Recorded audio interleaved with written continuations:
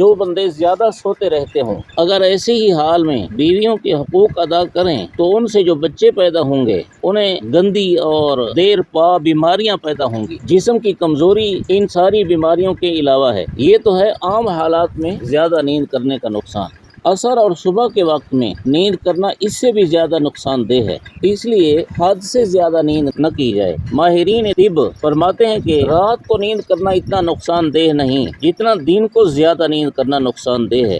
علماء فرماتے ہیں کہ خصوصاً حضرت تھانوی رحمۃ اللہ علیہ، مولانا اشرف علی، جو بندے دماغی کام کرتے ہیں، ذہنی مصروفیت، انہیں دن رات کے اوقات میں سے کم از کم 7 گھنٹے نیند پوری کرنی چاہیے، اس سے کم نیند نہ ہو، اور رات کو ضرور نیند کرنی چاہیے۔ جن بندوں کو رات کو نیند نہیں آتی یا وہ کام کرتے ہیں تو ذہن تھکا ہوا ہونے کی وجہ سے ان بندوں میں عقلی خرابی آ سکتی ہے، ذہنی توازن خراب ہو جانا، خدا نہ کرے پاگل بن جانا۔ قرآن شریف میں ہے جعل لکم اللیل لتسکنوا فیہ، اللہ تعالیٰ نے رات اس لیے بنائی تاکہ تم اس میں سکون کرو۔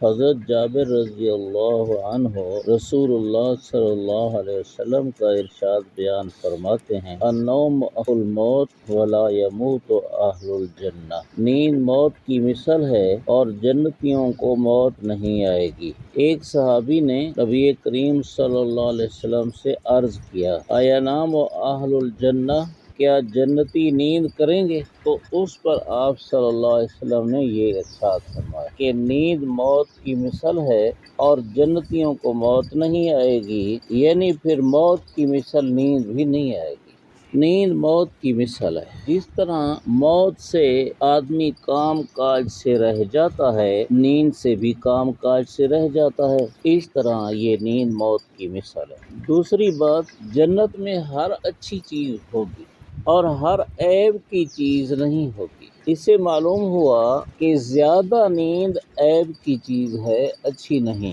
علماء فرماتے ہیں کہ خصوصاً حضرت تھانوی رحمۃ اللہ علیہ، مولانا اشرف علی، جو بندے دماغی کام کرتے ہیں، ذہنی مصروفیت، انہیں دن رات کے اوقات میں سے کم از کم 7 گھنٹے نیند پوری کرنی چاہیے، اس سے کم نیند نہ ہو، اور رات کو ضرور نیند کرنی چاہیے۔ جن بندوں کو رات کو نیند نہیں آتی یا وہ کام کرتے ہیں تو ذہن تھکا ہوا ہونے کی وجہ سے ان بندوں میں عقلی خرابی آ سکتی ہے، ذہنی توازن خراب ہو جانا، خدا نہ کرے پاگل بن جانا۔ قرآن شریف میں ہے جعل لکم اللیل لتسکنوا فیہ، اللہ تعالیٰ نے رات اس لیے بنائی تاکہ تم اس میں سکون کرو۔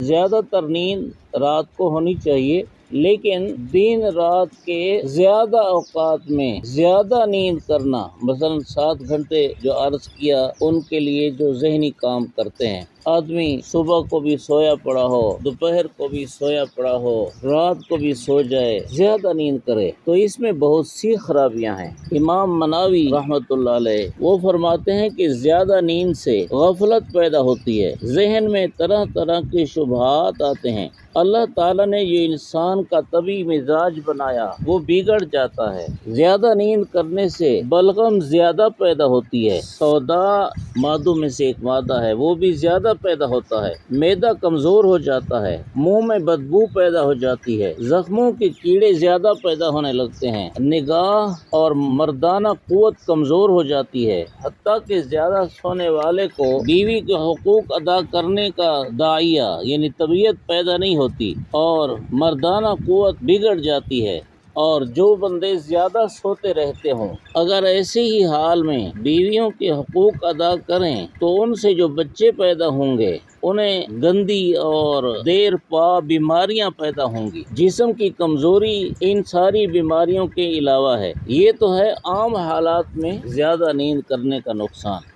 عصر اور صبح کے وقت میں نیند کرنا اس سے بھی زیادہ نقصان دہ ہے، اس لیے حد سے زیادہ نیند نہ کی جائے۔ ماہرین طب فرماتے ہیں کہ رات کو نیند کرنا اتنا نقصان دہ نہیں جتنا دن کو زیادہ نیند کرنا نقصان دہ ہے۔ ابن سینا کا قول نقل کیا ہے کہ ویسے تو دن کو نیند کرنا بغیر ضرورت، بغیر عادت بیکار ہے، اور جس کی عادت ہو اس کا پھر چھوڑنا اس سے بھی زیادہ نقصان دہ ہے۔ ہے۔ حضور نبی کریم صلی اللہ علیہ وسلم کا دوپہر کو قیلولہ کرنا یعنی دوپہر کو کچھ دیر آرام کرنا آپ صلی اللہ علیہ وسلم کا عمل ہے، تو دوپہر کے وقت بھی کچھ نیند کر لی جائے اور رات کو بھی نیند کر لی جائے۔ اس سے زیادہ عام حالات میں اپنے کو نیند کا عادی بنانا یہ اچھا نہیں، بہت برا ہے۔ صبح کے بعد نیند سے متعلق ماہرین کہتے ہیں کہ نگاہ کمزور ہوتی ہے، دماغ کمزور ہوتا ہے۔ بہرحال تو چونکہ زیادہ نیند یہ عیب ہے، اس لیے جنت میں یہ نہیں ہوتی۔ الحمدللہ رب العالمین۔